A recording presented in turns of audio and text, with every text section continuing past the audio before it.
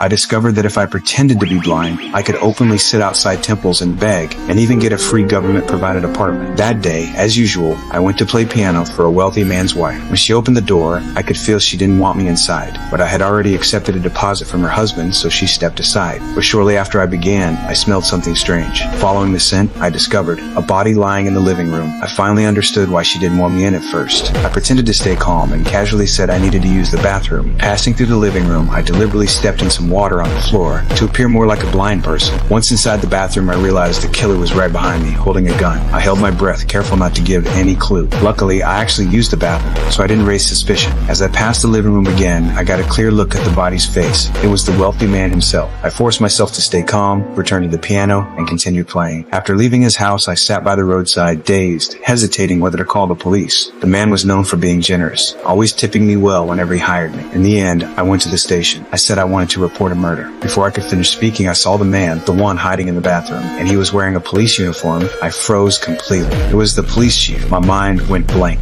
Luckily, I reacted fast and quickly changed my story, saying my cat had been killed. The chief's gaze was cold as a night. He had just killed someone, and the only witness me was reporting it. He clearly suspected I wasn't actually blind. He insisted on personally taking me home. Once inside, he noticed the newspaper on the table. I said it was used to line the litter box, but he clearly didn't believe it. He kept testing me, even throwing a small knife near my head. I didn't move. Thankfully, he didn't see through me. The next day, the wealthy man's body was found floating by the river. His wife, Zimi, cried bitterly in an interview. She said he went out with $10 million in cash the day before. Police chief had already pinned the crime on a young man. I was called to give a statement. Listening to their fabricated report, my palms were sweaty.